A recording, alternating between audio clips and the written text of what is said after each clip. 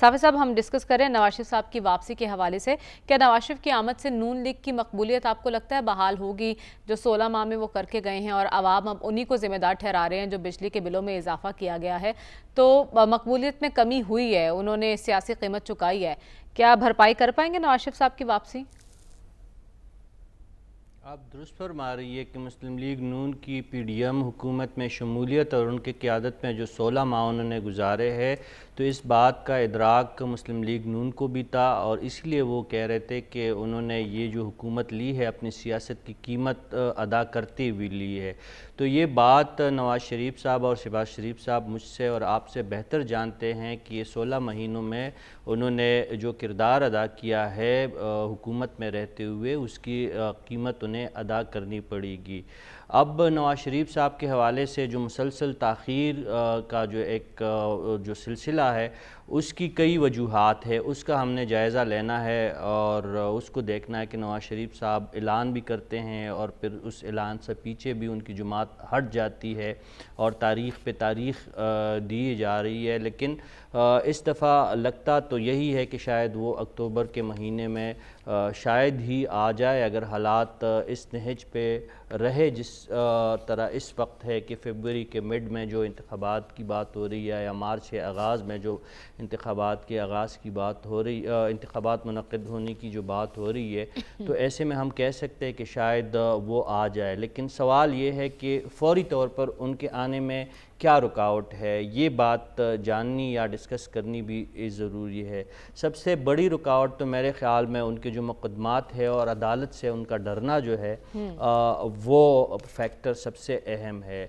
और आप जानती हैं कि एक जो बड़ा आईनी इदारा है, हाल ही में उन्होंने जो पार्लियामान की बनाई हुई एक कानून साजी को एक साइड पे रखते हुए उनका सिर्फ उनसे यही तासुर हमें लगा कि नवाज शरीफ दुश्मनी ही का उसमें एक अंसर सामने आया है। तो ऐसे हालत में शायद शहबाज शरीफ साहब ने अपने भाई को दुरुस्त मशवरा दिया कि भाई साहब जान दो कि अभी ना आए, कुछ इंतज़ार करें। और अक्टूबर का महीना भी शायद इसलिए दिया गया है कि जब नए साहब आएंगे, एक आईनी इदारे के सरबराह बनेंगे, तो एक महीना उनका भी उन्होंने तर्ज़ अमल का शायद जायज़ा लेना होगा। ये एक दूसरा फैक्टर है। तीसरा फैक्टर आपने आगाज़ ही में कह दिया कि अक्टूबर का में लाहौर का मौसम बड़ा सुहाना हो जाता है और लाहौरियों के वैसे भी दिल मचलना शुरू हो जाते हैं। तो माजी में उनके तल्ख़ तजुर्बा नवाज शरीफ साहब की वतन वापसी के दौरान रहा है, ज़्यादा क्राउड नहीं आया था। तो जब मौसम ठीक होगा अक्टूबर का, तो शायद वो यही एक्सपेक्ट कर रहे हैं कि उनकी एक भरपूर इस्तकबाल हो जाएगी। और इसके अलावा एक फ़ैक्टर ये भी हो सकता है कि जितने इंतख़ाबात के करीब नवाज शरीफ साहब आएंगे तो उतना ही उनका टेम्पो बरकरार रहेगा और जो शायद एयरपोर्ट पे अगर उनकी अच्छी इस्तकबाल हो गई तो फिर शहर के नारे इंतख़ाबात तक ही वजेंगे और उसका वो फ़ायदा सियासी उठा सकते हैं। ये तमाम सूरत हाल नून लीग के सामने हो सकती है। मेरी कोई मालूमात नहीं है, जस्ट मैं एक तज्ज़िया पेश करने की कोशिश कर रहा हूँ।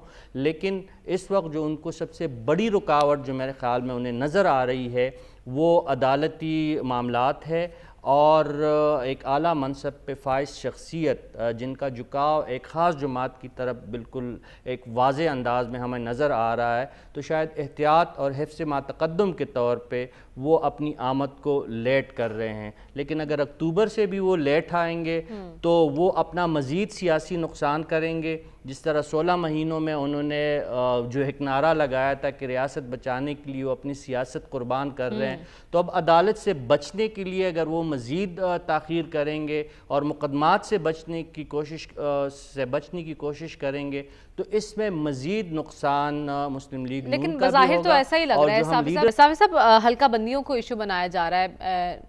पीपल्स पार्टी कह रही है कि इनकी कोई ज़रूरत नहीं है, नून लीग कह रही है कि अब नोटिफाई हो गया तो इसकी ज़रूरत है। कौन सही है कौन गलत है इधर?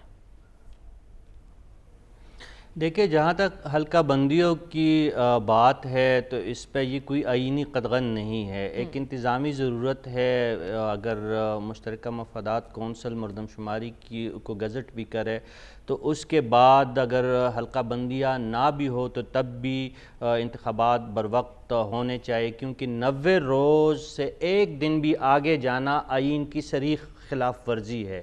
اور یہ حلقہ بندی اگر نہ بھی ہو تو اس سے کوئی فرق نہیں پڑتا۔ گرچہ ایک کنفیوژن پیدا کر دی گئی تھی، پی ڈی ایم حکومت نے اپنے آخری ایام میں مشترکہ مفادات کونسل کا اجلاس بلا کر نئی مردم شماری کی منظوری لی اور پھر محکمہ شماریات سے اس کو گزٹ بھی کروایا، وہ ایک الگ بات ہے۔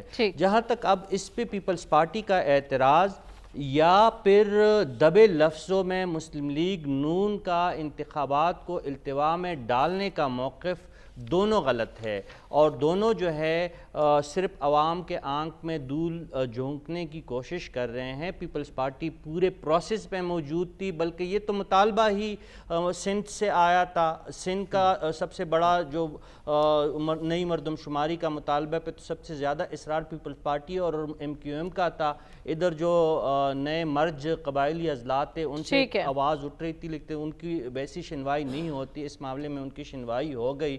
تو اس وقت یہ کیوں نہیں بولے؟ جس طرح سلمان صاحب نے بات کی کہ وزیر اعلیٰ ان کا بیٹے تھے، وفاقی کابینہ میں پیپلز پارٹی کے وزراء موجود تھے، یہ سارا جو ہے ٹوپی ڈرامہ ہے۔ اور اس طرح جب اگر مسلم لیگ نون کے کچھ لیڈر دبے لفظوں میں 90 دن سے آگے کی باتیں کر رہے ہیں، 15 فروری کا یا مارچ کا یا مڈ اپ مارچ کا، تو وہ بھی قانون کی خلاف ورزی اور آئین کی خلاف ورزی تصور ہوگی۔ یہ جماعتیں جو ہے آپ کہہ رہے ہیں کہ صرف یہ کنفیوژن طاری کرنے کی کوشش ہے، صاحب اتنا اختیار ہے ان کے پاس کہ وہ عوام کو ریلیف دے سکیں؟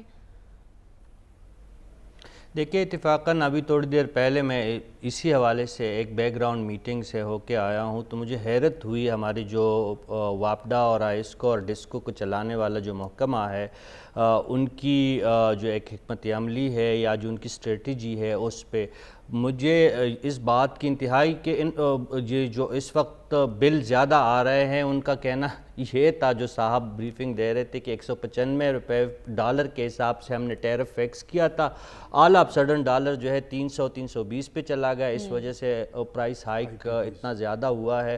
اور دوسری جانب دیکھیں، اپنی غلطیوں پہ وہ نہیں دیکھ رہے۔ اگر آپ کچھ بھی اقدامات کریں، آپ ٹیکسز بھی وڈرال کریں، لائن لاسز آپ کے 40% جو پیدا شدہ بجلی ہے وہ لائنوں میں ہی غائب ہو جاتی ہے۔ آپ 81 بلین یونٹ پیدا کر رہے ہیں اور پیسے جو آپ وصول کر رہے ہیں وہ کوئی لگ بھگ 29 بلین یونٹ کے پیسے آپ کے آ رہے ہیں۔ مردان جیسے شہر میں اور شکار